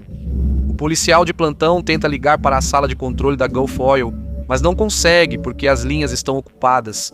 Às 00h50, várias explosões menores ocorrem nos tanques de lastro permanentes de bombordo e estibordo. O agente de controle de poluição implora pelo rádio para Connolly apressar o resgate. Connolly o tranquiliza dizendo que o barco já está a caminho. Tripulantes do Betelgeuse descem rapidamente pela passarela e correm ao Dolphin 22 no leste do cais, esperando ser resgatados. O prático também entra em contato com Connolly e diz que está no convés de popa do petroleiro com 4 tripulantes e que eles estão pulando na água. O operador de bombas vê o fogo atravessando o centro do Betelgeuse, mas não há fogo no cais. Há fogo na água sob o cais, mas ainda não atingiu a passarela nem o Golfinho 22. Connolly faz várias chamadas de rádio. Ele liga para a chefe dos Correios para pedir ajuda adicional e para o rebocador de plantão Bantry Bay para ajudar. O rebocador Bantry Bay está a 20 minutos do Betelgeuse e parte logo após o contato por rádio. O Don Mark só consegue sair do cais Ascon, em frente ao cais Dolphin 22, à 00:51, e está a cerca de 5 minutos de distância à 00:54. O fogo ganha força, com chamas subindo mais de 60 metros no céu acima da plataforma central. O fogo alcança o cais a leste da plataforma central e envolve o navio da metade até a popa. As chamas se espalham pela água em direção à costa da ilha. Don Mark chega ao cais Dolphin 22 à 00:58, com Snave 4 minutos depois, mas o barco de resgate já está atrasado demais. Ele não consegue se aproximar por causa do óleo em chamas e o calor intenso. Ambos os barcos estão impotentes para salvar quem está preso no cais. Em Bantry, um guarda avisa seu superintendente, que ativa imediatamente o plano de acidentes graves. O oficial dos bombeiros é avisado e a sirene de incêndio de Bantry é acionada. Os bombeiros de Dunmanway e Skibberheim dos condados vizinhos também são alertados. À 1:06 da manhã, um barulho de estrondo e estalo é ouvido vindo do Betelgeuse, seguido por uma explosão massiva dos tanques de lastro centrais. A força da explosão parte o casco do petroleiro e os homens no cais são lançados na água. A carga de óleo ainda a bordo se inflama e o fogo atinge uma altura de mais de 90 metros, com temperaturas que ultrapassam 1000 graus Celsius. A explosão é tão forte que destroços do navio e da estrutura de óleo chegam ao Vale de Mila, a mais de 10 quilômetros. Um grande estilhaço da embarcação, do tamanho de um carro, quase atinge um dos tanques de armazenamento de óleo. O som das explosões é ouvido em quase toda a região oeste de Cork e até 56 quilômetros de distância. No Hotel West Lodge, em Bantry, o baile de domingo à noite é interrompido pelo chão tremendo. Lá fora, chamas iluminam o céu noturno de inverno sobre Bantry. Na Ilha Wight, 14 famílias que vivem na ilha correm para seus barcos para fugir para o continente. Eles descrevem a cena como Pompeia, com chamas subindo 40 metros no céu e estilhaços caindo sobre os currais de gado, com o campo iluminado como se fosse meio da tarde. Os trabalhadores da Gulf tentam ajudar, mas o caminhão de bombeiros não liga. Eles também enfrentam problemas com hidrantes e mangueiras, além de não terem equipamentos de respiração ou roupas de proteção. O rebocador Bantry Bay chega ao cais a 1:10 da manhã. O capitão tenta afastar o Betelgeuse do cais, mas o mecanismo de liberação rápida está travado e o tanque não pode ser solto. Os bombeiros de Bantry, Skibbereen e Dunmanway, do condado vizinho, conseguem chegar à ilha em pequenos barcos de balsa. A brigada de incêndio de Bantry descobre que 2 Land Rovers e o caminhão de bombeiros do terminal não funcionam. Depois, um caminhão com equipamentos de combate a incêndio do cais Ascon para o parque de tanques quebra. Bombeiros não conseguem se aproximar da embarcação em chamas, enquanto o cais de concreto desmorona no mar. Bombeiros e funcionários do terminal de petróleo do Golfo focam em evitar que o incêndio atinja o parque de tanques e conter o vazamento de óleo. 12 horas após a explosão, por volta da 1 da tarde, o Betelgeuse afunda em seu ancoradouro a 30 metros de profundidade, deixando apenas a proa acima da linha d'água. Isso apaga o incêndio principal, e os bombeiros apagam a última chama por volta das 8 da noite de domingo. Socorristas não conseguem chegar aos destroços devido à nuvem de gás tóxico e inflamável ao redor da embarcação, que pode incendiar-se sem aviso. São necessárias 2 semanas para a nuvem mortal se dissipar antes que comecem a recuperar os corpos e bombear o restante do petróleo bruto. No total, 51 pessoas morreram. 41 tripulantes do Betelgeuse, a esposa de Baker, o piloto irlandês, um inspetor de carga, 6 estivadores da Gulf Oil e um mergulhador holandês morto no resgate. Apenas 27 corpos foram recuperados dos 51 que morreram. Os corpos recuperados estão enterrados no cemitério da igreja de São Finbar, com vista para o porto de Bantry. Uma empresa holandesa de salvamento, L. Smith Company, içou o Betelgeuse em 4 partes. A proa foi rebocada para o mar aberto a 100 milhas da costa e afundada. Isso atraiu protestos da comunidade pesqueira, então 2 seções foram rebocadas para a Espanha para serem descartadas. A última seção foi desmontada localmente, mas removida apenas em julho de 1980. Os locais de pesca foram gravemente contaminados e a limpeza só terminou em 1983. O custo do resgate, limpeza e indenizações foi de cerca de 120 milhões de dólares, incluindo a compensação paga pela Total, dona do navio, à Gulf Oil. A maior parte dos custos foi paga por companhias de seguros, com reivindicações e contra-reivindicações sendo resolvidas fora dos tribunais. O governo irlandês criou um tribunal para investigar o incidente, que levou mais de 1 ano e gerou um relatório de 480 páginas. O relatório apontou 3 fatores: más condições do Betelgeuse, de 11 anos, sequências incorretas de descarregamento e lastreamento, somadas à falta de treinamento da tripulação, e sistemas de combate a incêndio e resgate inadequados e mal mantidos, tanto na embarcação quanto no cais. O tribunal também criticou o governo por não implementar regras que garantissem os procedimentos corretos de segurança e emergência. A Gulf Oil nunca reabriu o terminal da Ilha Wood, e um estudo de 1985 indicou que ele não tinha mais potencial para o comércio internacional de petróleo. No ano seguinte, a Gulf Oil devolveu a concessão ao governo irlandês. Após uma reforma limitada, o governo irlandês usou o terminal para armazenar sua reserva estratégica de petróleo.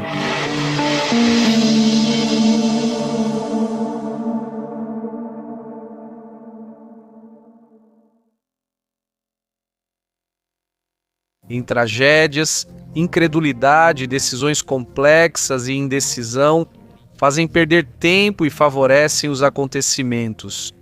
Em 20 de abril de 2010, durante perfuração no Macondo Prospect, uma explosão na Deepwater Horizon matou 11 tripulantes e criou uma bola de fogo visível a 64 quilômetros. 2 dias depois, a plataforma afunda sob a linha d'água, causando o maior vazamento de petróleo marinho da história. A Deepwater Horizon é uma plataforma semi-submersível de perfuração para águas ultraprofundas, com posicionamento dinâmico. A plataforma perfura poços de petróleo em águas de até 2.400 metros de profundidade e possui sistema de posicionamento dinâmico com 8 propulsores azimutais. Cada propulsor azimutal gira 360 graus, mantendo a plataforma estável, 24 horas por dia, 7 dias por semana. As pernas se enchem de água do mar como lastro, estabilizando a plataforma em mares agitados. Ela pertence à Suíça Transocean e é operada pela British Petroleum, que aluga a plataforma por $496.800 diários. A British Petroleum ainda fornece equipamentos de perfuração e contrata embarcações de apoio, somando mais $500 mil por dia. Com quase $1 milhão diários para perfurar um poço de petróleo, a pressão é grande para concluir rapidamente e iniciar logo a extração e venda do petróleo. Ela também está equipada com o eDrill, que transmite dados de perfuração em tempo real para técnicos em Houston, Texas. A Deepwater Horizon perfura poços nos campos de petróleo Atlantis e Thunder Horse. Ela é vista como uma sonda potente com histórico exemplar de segurança. Em setembro de 2009, a sonda perfura o poço de petróleo mais profundo da história, com 35 mil pés de profundidade, no campo Tiber-Keithley Canyon, cerca de 250 milhas a sudeste de Houston. Durante sua vida útil, a sonda opera em 93% dos dias de trabalho. O tempo restante é usado em deslocamentos ou manutenção regular. Ela mede 367 por 256 pés, quase o tamanho de um campo de futebol americano. O mastro de perfuração tem 320 pés de altura, com 2 guindastes ao lado. Estabilizada, atinge 136 pés de profundidade. Abaixo do convés há alojamentos para até 146 pessoas, incluindo academia e sala de cinema. A tripulação chama o local de Hilton Flutuante. Ela possui tecnologia avançada para prevenir blowout, que ocorre quando óleo ou gás de alta pressão vaza descontroladamente. Uma faísca acidental em um blowout pode causar incêndio catastrófico, desviar óleo e gás, selar e depois se soltar do poço durante o blowout. Ela tem sistemas para prevenir explosões, alarmes e líderes experientes. A equipe treina regularmente para emergências. Eles possuem um preventor de blowout de 400 toneladas no leito marinho, com vários métodos para fechar o poço em emergências. O mais extremo é um conjunto potente de tesouras hidráulicas capaz de cortar o tubo, selar e desconectar a Horizon do poço. Esse sistema é chamado de Sistema de Desconexão de Emergência, ou Sistema de Desconexão de Emergência. Um botão vermelho na cabine de perfuração e na ponte ativa as tesouras, mas o manual de controle de poço da Transocean diz que elas só devem ser usadas em circunstâncias excepcionais. Isso pode não importar porque a Transocean não faz a manutenção cara a cada 90 dias, como o fabricante recomendou para cada 3 a 5 anos. Os padrões da indústria e regulamentos federais dizem o mesmo. A British Petroleum e um consultor da Transocean indicam que o preventor de explosão do Horizonte, com 10 anos de uso, já está com inspeção atrasada. A Transocean considera seu programa de manutenção regular adequado no momento. Em fevereiro de 2010, o Horizonte em águas profundas começa a perfurar no prospecto Macondo, na costa da Louisiana. O prospecto pertence a British Petroleum, Anadarko Petroleum e Moex Offshore. Na manhã de 20 de abril, a equipe de perfuração se reúne para discutir o dia com seus chefes. A principal tarefa do dia é terminar o Poço do Inferno. O Poço Macondo está atrasado e o Horizonte em águas profundas foi enviado para colocá-lo de volta nos trilhos. Entre fevereiro e abril, o Horizonte perfura rápido, o que beneficia a equipe, já que seus bônus dependem do prazo. Porém, isso aumenta o risco. O Horizonte enfrenta forças geológicas imprevisíveis. Avançar rápido em uma reserva de petróleo e gás de alta pressão a quase 5 km de profundidade é arriscado. O Golfo do México tem formações instáveis e porosas, o que dificulta ainda mais. O fluido de perfuração pesado, conhecido como lama, continua desaparecendo nas fissuras da formação rochosa. A lama é bombeada para o poço de perfuração para lubrificar a cabeça da broca e estabilizar o poço. A lama então circula de volta pelo tubo do poço, trazendo as rochas para cima e para fora do poço até a superfície. Na plataforma de perfuração, a rocha é separada da lama, que então é bombeada de volta para repetir o processo. Perder lama para a formação rochosa porosa reduz o peso que pressiona o petróleo e gás em ascensão, causando violentos aumentos de pressão que dificultam o controle do poço. Algumas semanas antes, um aumento de pressão particularmente forte deixou milhões de dólares em ferramentas de perfuração presas no poço. As operações ficaram suspensas por 9 dias, enquanto o gás seguia infiltrando no escritório da plataforma, chamado Casa de Perfuração.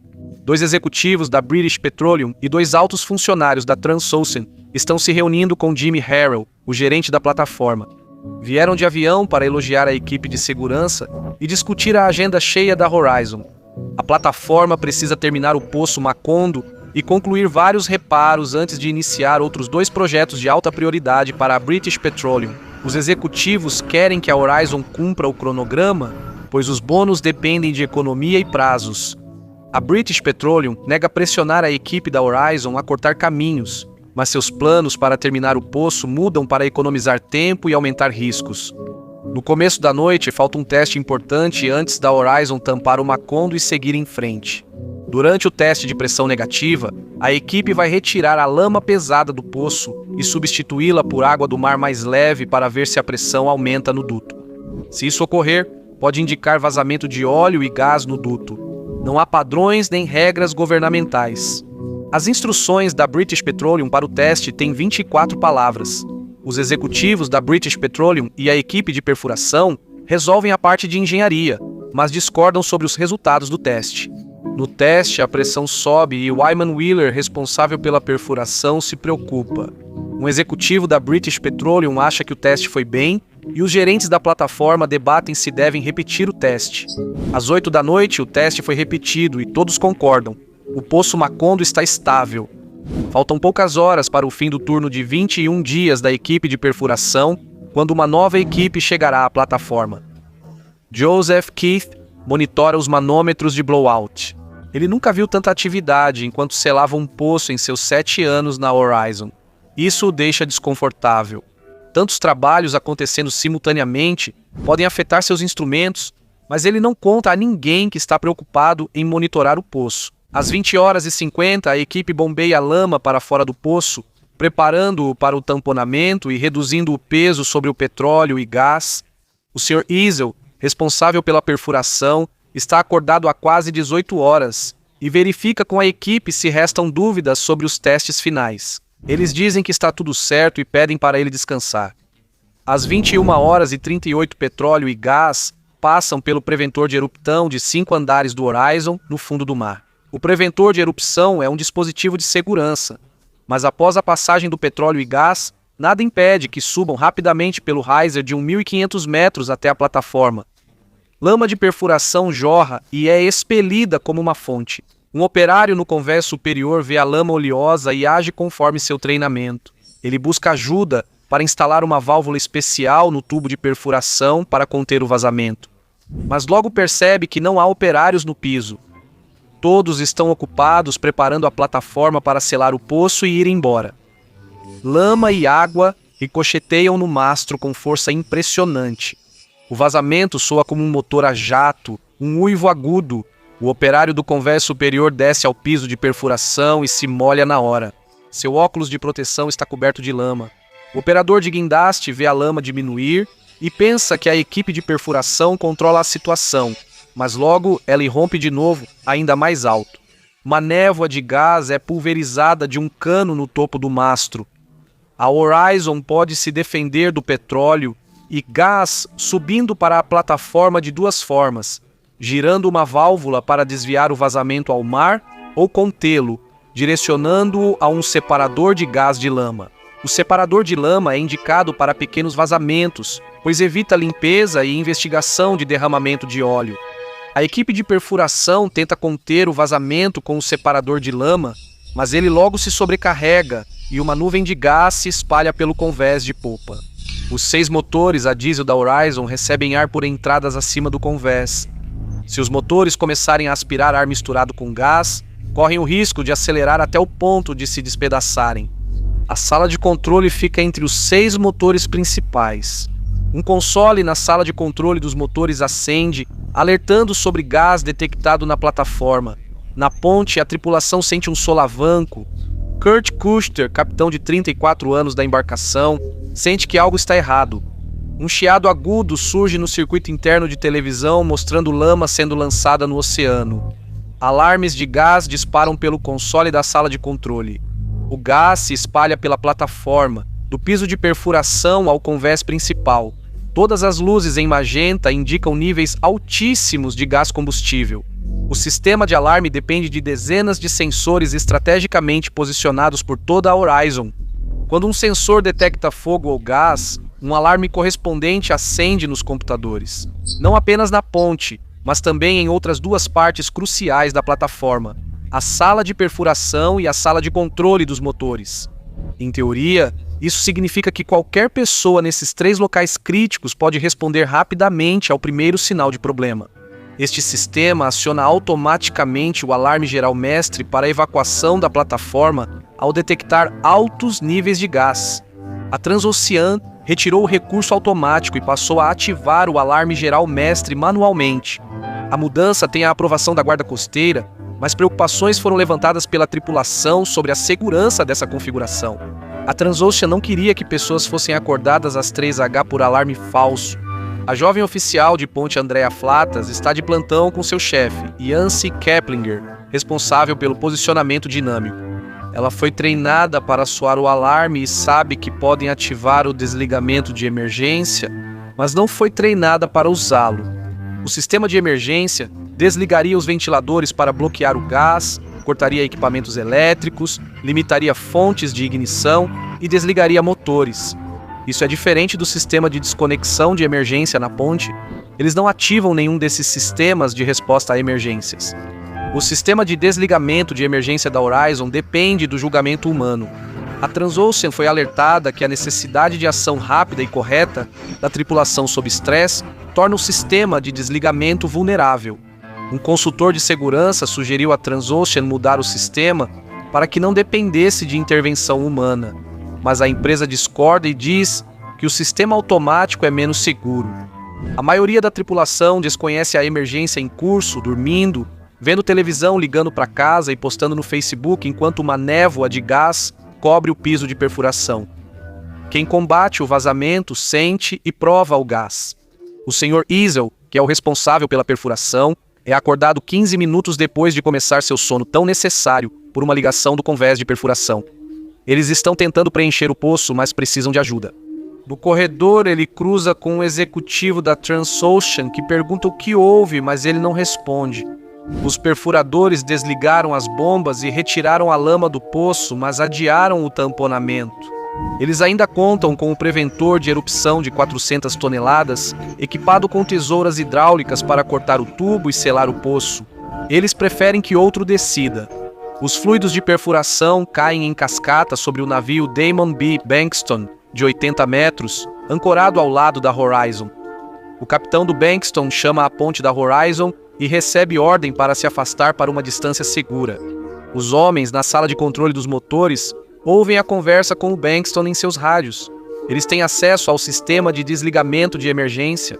Se levantarem a tampa de plástico e apertarem o botão, os motores param em segundos, mas ninguém acionou o alarme. Disseram a eles que há uma situação de controle de poço, mas não tem motivo para acreditar que seja algo além de um retorno de gás rotineiro. Eles não sabem que um gás explosivo se acumula acima deles e que desligar os motores pode ser arriscado. A Horizon pode sair da posição sobre o poço, danificando o equipamento e causando atrasos caros. De qualquer forma, eles não acreditam que tem autoridade para acionar o desligamento de emergência. O procedimento é esperar e ouvir as instruções da ponte de comando. Não há comunicação ou coordenação entre a ponte de comando, a cabine de perfuração e a sala de controle dos motores. Os homens na sala de controle não fazem nada. Luzes de emergência piscam no console. Alguém acionou o desligamento dos sistemas elétrico e de ventilação perto do piso de perfuração. A ponte de comando e a sala de controle dos motores não acionaram o desligamento de emergência. Os homens na cabine ativaram um sistema para evitar explosão no piso, mas ele não interfere nos motores nem na ventilação geral. 2 dos 6 motores da plataforma funcionam, o 3 e o 6. Eles começam a acelerar, emitindo um zumbido agudo. O dispositivo de segurança Rig Saver deveria desligá-los se girassem rápido demais, mas o som só aumenta. Na oficina eletrônica ao lado, um monitor explode e as lâmpadas estouram em sequência. Os homens no convés de perfuração pulam sobre os canos e correm para as escadas que levam para fora do convés principal. Todas as luzes se apagam, deixando-os na escuridão. Eles descem as escadas e são atingidos por uma explosão do motor 3. A sala de controle dos motores e a oficina eletrônica ficam mais próximas da explosão. A explosão arranca a porta da oficina eletrônica e acerta um técnico na cabeça. Sangue escorre em seu rosto. Ele segura uma lanterna na boca e começa a engatinhar. Ele chega a outra porta, mas uma segunda explosão do motor 6 o arremessa 10 metros para trás. Ele engatinha novamente e passa por 2 homens na sala de controle dos motores. Ele acha que estão mortos por não responderem e chega ao convés dos botes salva-vidas, perto da sala de controle dos motores. A estrutura próxima ao motor 3 foi destruída, mas os 2 botes salva-vidas permanecem intactos e comportam 73 pessoas. Ele pensa em lançar um sozinho, mas decide oferecer sua ajuda na ponte. 2 minutos após a explosão inicial, a equipe da ponte ativa o alarme geral para despertar a tripulação adormecida. Explosões atingem a tripulação do Horizon, que desconhece a ameaça. Um lavando-louça é nocauteado e outro na lavanderia fica preso e ferido. Um operador de guindaste coloca o braço do guindaste em seu suporte, então ele é envolvido por fumaça e chamas ao sair da cabine e descer a escada em espiral. A segunda explosão apaga o fogo por instantes, mas arremessa-o ao convés, onde morre com o crânio esmagado em uma poça de sangue. No outro lado, o segundo operador é lançado ao fundo da cabine do guindaste, que é envolvida por uma bola de fogo. Sr. Easel, o chefe de perfuração, é lançado a 6 metros contra uma antepara ao entrar em seu escritório. Ele segue de mãos e joelhos, acompanhando um fluxo de ar até perceber que é gás. Ele continua engatinhando, precisa sair dali. Os tripulantes vão para a ponte, já que a sala dos motores e a cabine de perfuração foram destruídas, restando só a ponte como centro de controle. Eles entram e veem o capitão Custer gritando com a oficial Andrea Flatus por acionar o sinal de socorro do Horizon. Um tripulante avisa que a sala de controle dos motores se perdeu e, sem energia, não há como combater o fogo ou controlar a plataforma. Eles estão em um navio morto. O capitão parece não entender a situação. 9 minutos se passaram desde que a lama jorrou no piso de perfuração. O capitão pede que Andrea Flatus faça um anúncio de emergência, mas ela, com medo, diz que não consegue. Yancey Keplinger, oficial sênior do posicionamento dinâmico, pega o interfone e anuncia: fogo, fogo, fogo. Ainda existe um jeito de evitar que o horizonte afunde. Eles devem ativar o sistema de desconexão de emergência, que sinaliza ao preventor de explosão para liberar o Horizon e selar o poço. Um supervisor do sistema de prevenção de explosões grita ao capitão que está acionando o sistema de desconexão de emergência. Esta é a última medida forte para salvar a plataforma, mas ainda há resistência. Dizem que precisam de Jimmy Harrell, chefe da plataforma, para aprovar o uso do sistema de desconexão de emergência. Ele está no chuveiro quando as explosões começam. Uma explosão atravessa sua cabine. Vidro e isolamento são lançados pelo chuveiro. Seu olho está ferido, então, com sangue no rosto e meio cego, ele segue para a ponte de comando. Ao chegar, o capitão pede permissão para acionar o sistema de desconexão de emergência, que é aprovada na hora. Eles precisam ativar os geradores de reserva para obter energia e ligar um dos motores restantes, além de combater os incêndios. 3 membros da tripulação vão até os geradores, mas não conseguem ligá-los.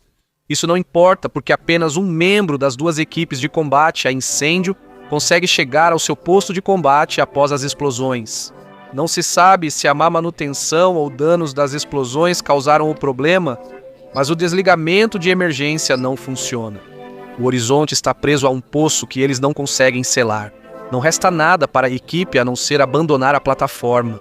Homens e mulheres atordoados seguem para os botes salva-vidas. No convés lotado, sentem e ouvem as chamas consumindo a torre enquanto a equipe se amontoa nos botes.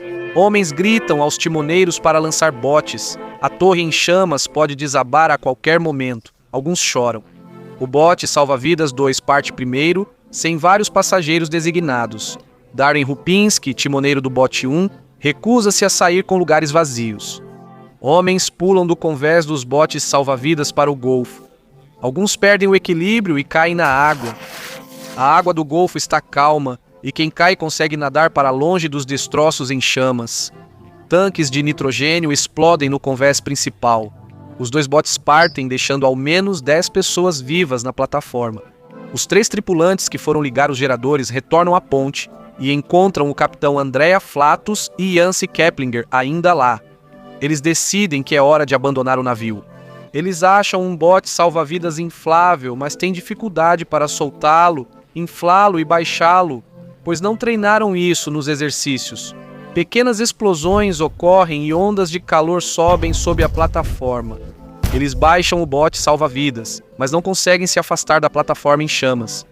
O capitão Custer nada até um barco de resgate do Bankston, pega uma faca e volta para cortar e liberar o bote. Os sobreviventes pulam do heliporto a quase 60 metros de altura. De 126 tripulantes a bordo, 11 morreram, a maioria deles da equipe de perfuração, que estava no epicentro das chamas. Em 36 horas, A Deepwater Horizon afundou abaixo da linha d'água. O petróleo continuou vazando do poço até ser tampado em 15 de julho, quase 3 meses após o acidente, tornando-se um dos maiores vazamentos de óleo da história. Me parece que, em acidentes dessa escala, a tomada de decisão é comprometida por 3 fatores: a descrença de que os eventos que estão acontecendo são reais, o que é uma resposta muito humana a um evento traumático. O primeiro estágio do luto é a negação. O treinamento que incentiva a solução menos custosa como primeira opção, o que leva a equipe a não reconhecer a gravidade da situação. E eles precisam descobrir se estão indo longe o suficiente para impedir que a situação piore. Na maioria das vezes, a situação já está 5 passos à frente deles. Não sou engenheiro, então não sei se é viável criar um preventor de blowout com só uma função, em vez de vários níveis de decisão. Todo mundo está tentando evitar apertar o botão porque o resultado é tão definitivo. Tesouras, cortam o cano. O retorno à posição inicial custará centenas de milhões de dólares. Talvez alguns engenheiros possam responder a isso.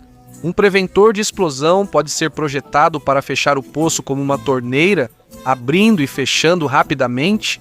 Imagine como qualquer uma dessas decisões poderia ser tomada facilmente se a torneira pudesse ser fechada.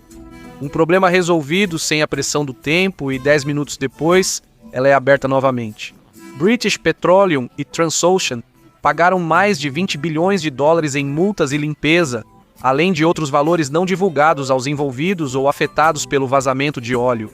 Analistas mostram um prejuízo bruto trimestral para a British Petroleum de 17 bilhões de dólares nos meses seguintes ao acidente. Em 2011, seus lucros brutos anuais voltam a cerca de 60 bilhões de dólares.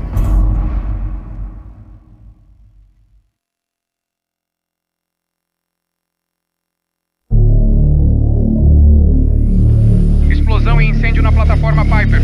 Todos abandonaram. Caramba, está realmente pegando fogo, não está?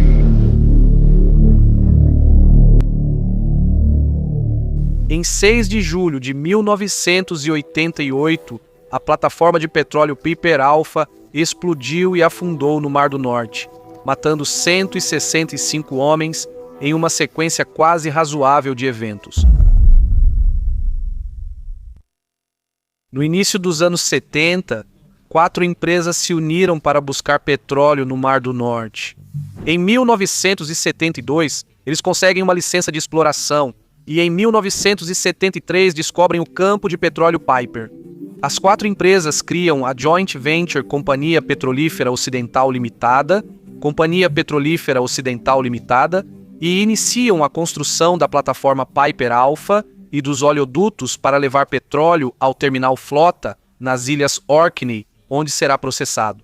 A plataforma Piper Alpha foi construída pela McDermott Engenharia e União Industrial Enterprise em 4 módulos separados por paredes corta-fogo. Em 1975, os módulos foram unidos em Ardersier, Escócia, e transportados ao campo de petróleo Piper em águas de 475 pés de profundidade. O módulo A é de perfuração, enquanto no lado oposto fica o módulo D, destinado aos alojamentos. Os módulos são organizados para manter atividades de alto risco afastadas das áreas da tripulação, como alojamentos e sala de controle. Em 1976, a produção de petróleo inicia com 250 mil barris diários, aumentando para 300 mil barris por dia na fase 1, restrita apenas ao petróleo. Piper Alpha é a plataforma central de petróleo. O principal oleoduto vai da Piper Alpha até Flodder. A plataforma Claymore envia petróleo ao oleoduto principal, 20 milhas a oeste da Piper Alpha. A plataforma Tartan bombeia petróleo para a linha principal via Claymore. Isso significa que a Piper Alpha transporta seu próprio petróleo, enquanto a Tartan se conecta ao oleoduto na Claymore. A Piper Alpha é uma das plataformas de petróleo mais pesadas em operação no Mar do Norte. Em 1978, uma grande reconstrução começa para atender aos requisitos de conservação de gás do Reino Unido, capturando o gás normalmente queimado ou liberado na extração de petróleo. No fim de 1980, instalaram um módulo de conservação de gás nos módulos B e C, entre a sala de controle e o poço de perfuração, para captar o gás e levá-lo a St. Fergus, ao norte de Aberdeen, Escócia. A sala de compressão de gás e a de controle são separadas por uma parede corta-fogo. Gás e petróleo são produzidos na chamada fase 2. Tanto Tartan quanto Claymore bombeiam gás para a Piper Alpha, que por sua vez bombeia todo o gás para a plataforma de compressão de gás MCP-1, 30 milhas a noroeste de Piper Alpha, e depois para St. Fergus, no continente. A produção de petróleo e gás da fase 2 segue bem até os anos 80, quando está prevista uma grande reconstrução e manutenção. Em julho de 1988, 6 grandes projetos estão em andamento, incluindo a troca do módulo de conservação de gás, Companhia Petrolífera Ocidental Limitada. O plano inicial era redirecionar o gás de Tartan e Claymore e desligar a Piper Alpha durante a reconstrução. Para manter a produção, adotaram medidas de segurança. Durante a reforma, seguiram produzindo 120 mil barris de petróleo por dia. Para substituir o módulo de conservação de gás na Piper Alpha, a plataforma retorna à produção da fase 1, onde produz petróleo e queima gás. O módulo de conservação de gás é removido. O gás das plataformas Tartan e Claymore ainda é direcionado pela Piper Alpha. Às 12 horas de 6 de julho de 1988, 2 bombas de condensado A e B separam o condensado do gás para posterior processamento em diferentes plantas. O condensado é um tipo leve de petróleo bruto que se separa do gás devido à variação de pressão e temperatura entre o poço submarino e a plataforma. A bomba A é desligada para inspeção e manutenção semestral. Primeiro, poucos metros adiante, na mesma tubulação, a válvula de segurança será inspecionada e mantida. Um engenheiro remove a válvula. O tubo de condensado aberto é temporariamente selado com uma tampa de disco, que é um disco de metal plano. A tampa é apertada manualmente para facilitar a reinstalação da válvula de segurança após a manutenção. Às 17h55, a inspeção e manutenção ainda não estavam concluídas. No final do seu turno, o engenheiro preenche uma permissão que declara que a bomba A não está pronta e não deve ser ligada sob nenhuma circunstância. Às 18 horas, o turno do dia encerra e o da noite inicia. 62 homens trabalham na Piper Alpha, enquanto 164 descansam nos alojamentos. Como o gerente do turno está ocupado, o engenheiro coloca a permissão na caixa de equipamentos e sai sem discutir a flange mal ajustada. Às 6 da tarde ocorre a troca de turno dos mergulhadores da Piper Alpha, que entram na água sob o labirinto de tubos. No início do turno, eles descem uma escada de aço e se equipam na área de preparação. A área de preparação, sob o módulo B da plataforma de petróleo, pode ser escorregadia. Para evitar isso, a preparação de metal possui furos. Esses furos cumprem 2 funções.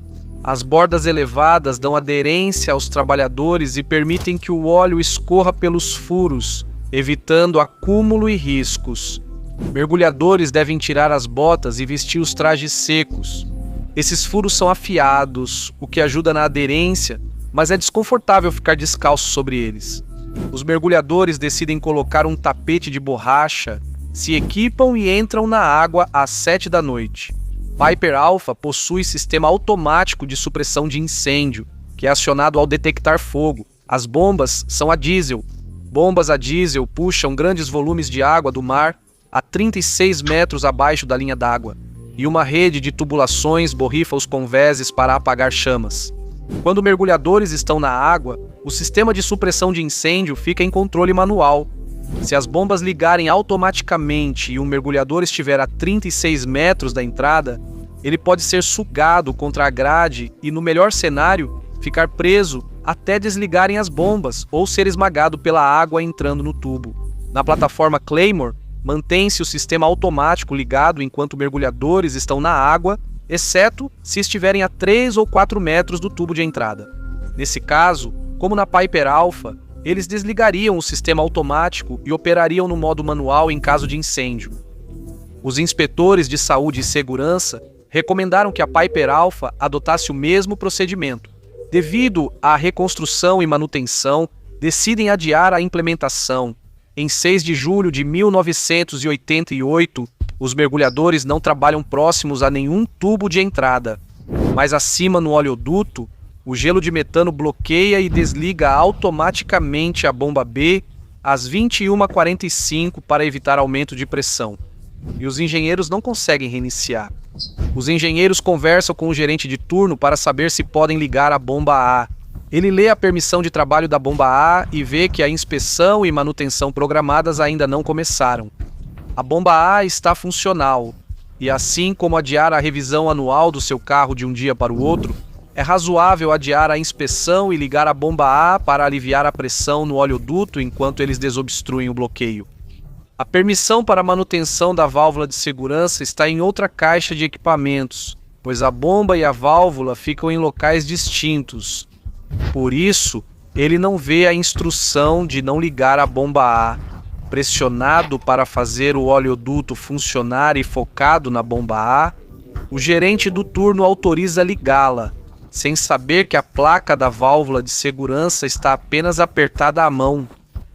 Como a válvula está distante e em outro nível, os engenheiros não percebem que ela foi removida. Às 21h52, a bomba A é ligada. O condensado começa a fluir pelo tubo e quase imediatamente os engenheiros ouvem um som agudo quando o gás vaza pela placa metálica apertada à mão que cobre a posição da válvula de segurança. Alarmes de gás localizados disparam e os homens na plataforma rapidamente procuram a origem do vazamento. Às 21h55, o condensado volátil inflama e uma explosão atravessa a parede e corta fogo, separando o módulo de gás do centro de controle. A sala de controle é quase destruída e vários funcionários essenciais morrem na explosão. Jeff Bollins, gerente de turno, sobrevive à explosão e aciona o desligamento de emergência, fechando as válvulas e interrompendo a extração de gás e petróleo. Em seguida, ele foge da área com outros homens aptos. Detritos da explosão rompem um pequeno tubo de condensado, que pega fogo com as chamas da explosão. Nenhum alarme é ativado no módulo D, os alojamentos da plataforma. E como o centro de controle foi destruído, ninguém está dando ou recebendo instruções para evacuar. Os operadores em Tartan e Claymore percebem algo errado pelas explosões iluminando o céu a 30 quilômetros, mas continuam bombeando petróleo e gás, pois não têm autoridade para parar a produção, que levaria dias para ser retomada. Às 22h04, o operador de rádio David Kinraid faz um chamado Mayday. Explosão em chamas na plataforma Piper. Todo o pessoal abandonou. Às 22h05, a guarda costeira de Aberdeen envia o helicóptero Seeking Resgate 138 da estação de busca e resgate de Lossiemouth. A Força Aérea Real envia um Hawker Sid Nimrod de Kinloss para comandar a cena e realizar o resgate 1. Navios de apoio no Mar do Norte ouvem o pedido de socorro e ficam de prontidão para atuar como embarcações de busca e resgate ou hospitais flutuantes. Às 22h06 no módulo B, um tanque de petróleo bruto se rompe pelo calor. O local é rapidamente inundado por óleo, que pega fogo e gera uma nuvem negra de fumaça. O óleo em chamas pinga na plataforma de preparação dos mergulhadores e começa a se acumular no tapete de borracha que eles instalaram. O fogo aumenta até 22h20 quando o oleoduto Tartan explode, rompendo-se e liberando quase 30 toneladas de gás por segundo para alimentar o incêndio. Marinheiros em navios a até 1 quilômetro de distância sentem a explosão reverberar pelo ar. Às 22h30, a embarcação de apoio Taro se aproxima da Piper Alpha. Ela funciona como navio multifuncional, com acomodações, hospital, equipe de mergulho de saturação, busca e resgate, além de canhão de água de alta pressão. Ela usa seu canhão de água sempre que pode, mas ele é forte demais para ser usado na potência máxima, pois pode ferir ou matar com a alta pressão. Uma área de triagem e recepção é montada no heliporto, com médico offshore e paramédicos mergulhadores da equipe de mergulho de saturação Terus. A embarcação de apoio Sandhaven chega ao local e lança um bote rápido de busca e salvamento para encontrar sobreviventes na água. Às 22h50, o oleoduto para a plataforma de gás MCP-1 falha e explode. O gás em expansão retorna pelo oleoduto e lança chamas a mais de 90 metros de altura no ar. O barco de resgate rápido do Sandhaven fica preso pelos destroços da explosão. A estrutura de aço da Piper Alpha derrete, forçando o Theros a recuar pelo calor das chamas. A Claymore para de bombear para a Piper Alpha, mas o oleoduto de 20 milhas ainda acumula condensado e gás sob alta pressão. Os homens na Piper Alpha estão pulando da plataforma para as águas geladas do Mar do Norte ou estão presos nos alojamentos, módulo D, que está se enchendo de fumaça preta. Mark Reed pensa em seu bebê de 14 semanas enquanto salta de 53 metros do heliporto. Às 23h18, o gasoduto da Claymore se rompe e explode. A pressão acumulada no oleoduto agora se une ao gás do oleoduto Tartan para alimentar o fogo nas próximas horas. Às 23h35, o helicóptero Sea King Resgate 138 de Lossiemouth chega ao local e a logística de transporte dos sobreviventes e do pessoal-chave entre os navios e o hospital no continente começa. O pessoal não essencial é retirado do local e substituído por paramédicos de outras plataformas e navios. Às 23h52 horas após a primeira ignição da bomba, uma válvula de segurança cede e a estrutura desaba. O fogo, alimentado pelos dutos de gás que sobem do mar sob a Piper Alpha, está queimando a mais de 1.800 graus Fahrenheit. Ele derreteu a base da estrutura e agora a infraestrutura começa a desmoronar no oceano. O módulo D, os alojamentos, afunda abaixo da linha d'água, com quase 100 homens aguardando o sinal de evacuação. A embarcação de resgate presa do Sandhaven é puxada para dentro da estrutura afundando. 2 tripulantes do barco e 6 da Piper Alpha, já resgatados, morrem. Apenas o capitão sobrevive. Às 12h45 da madrugada, só resta o módulo de perfuração A. Nas horas seguintes, barcos e helicópteros de busca e resgate localizam sobreviventes e corpos. Às 7h25 da manhã, os últimos sobreviventes são levados de helicóptero para o hospital em Aberdeen. 167 homens morreram, 61 sobreviveram, 30 corpos nunca foram recuperados. Uma equipe de combate a incêndios leva 3 semanas para apagar o fogo. No fim de 1988, uma equipe de mergulho de saturação recuperou o módulo de alojamento D a 145 metros de profundidade, junto com os corpos de 87 homens presos ali. Não era razoável esperar esse desfecho, mas as decisões ao longo do caminho foram sensatas. Enquanto essas decisões permaneceram isoladas, Piper Alpha operou com relativa segurança, mas quando essas decisões se alinharam, elas criaram uma sequência mortal de eventos.